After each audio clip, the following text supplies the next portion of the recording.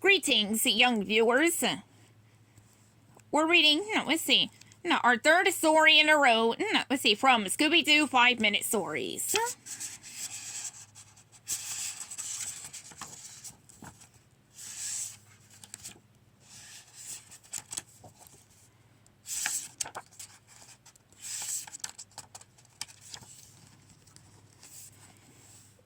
Tonight's story is The Mysterious Castle.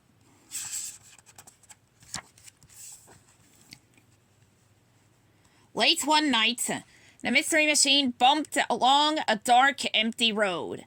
Suddenly, the van made a loud rumbling noise and stopped moving. "Root root," said Scooby. Fred got out and checked under the hood. "Engine trouble," he told the gang. "We have to call a tow truck." But nobody had a phone. Velma and Daphne looked around. "Rook!" Scooby cried. He pointed down the road at a bright light. "I hope it's a house," Velma said, "so we can use the phone." "And the fridge," Shaggy added, patting his rumbling stomach. The gang rushed toward the light. As they got closer, Velma realized something. "Jinkies!" she cried. "It's not a house, it's a castle!"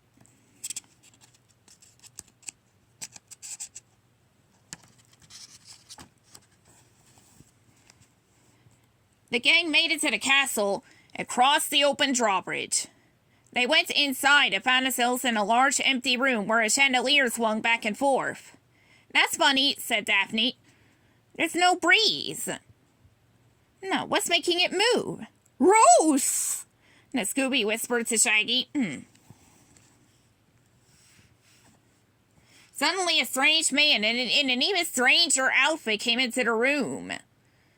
The man opened his mouth to speak, giving Scooby and the gang a great view of his sharp, pointy teeth. "Brains!" said Scooby. "He's a vampire!" Shaggy cried. Shaggy and Scooby ran away, and the vampire chased them. "Like, since we're running, let's run to the kitchen!" Shaggy said.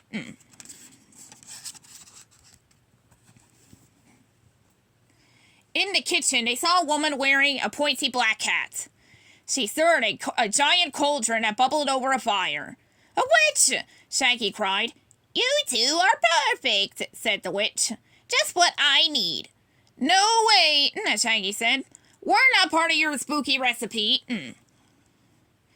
For the first time ever, the kitchen was not where Scooby and Shaggy wanted to be. And quite obviously.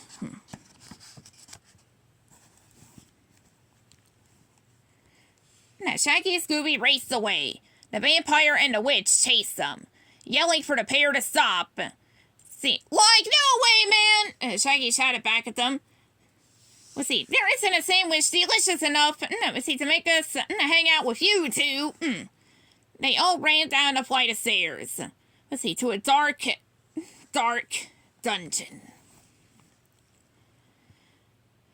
Shaggy and Scooby backed into a shadowy corner, hoping to hide from the witch and the vampire. Suddenly, a mummy leapt out at them. "Zoinks! We gotta get out of here, Scoob!" Shaggy shouted. Shaggy and Scooby raced back up the stairs, with the mummy joining the chase. "Let's find Velma, Fred, and Daphne! Then we'll get out of here!" Shaggy said.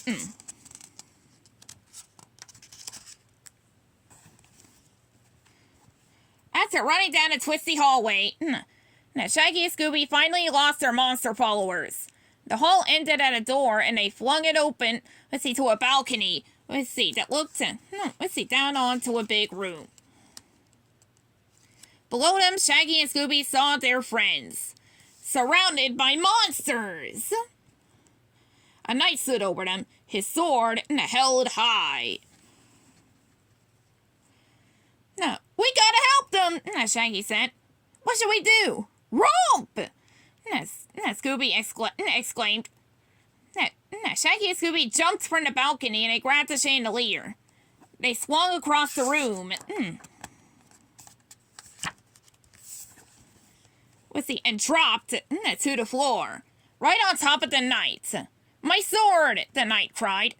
Grab it, Fred! Shaggy shouted. Fred scooped it up, but then he gave it back to the knight. Scooby couldn't believe it. He hid his eyes, afraid to look.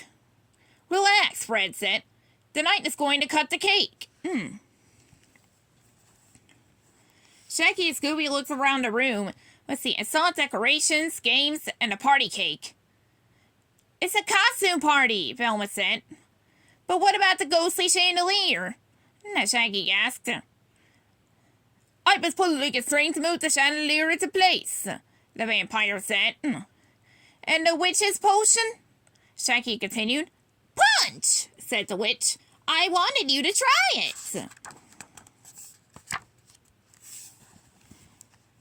But you chased us, Shaggy said. Sure, to invite you to the party, the vampire said.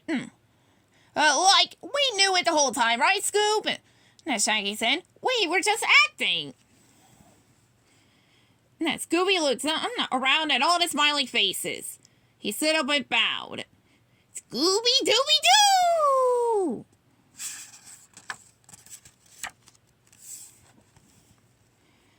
Let's see, the knight walked over to a tapestry on the wall.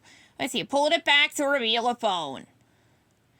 Would you like to make your call now? The knight asked. Oh, no, Russ, Shaggy said. Have us a cake first. Everyone at the party thought that was a great idea. The end.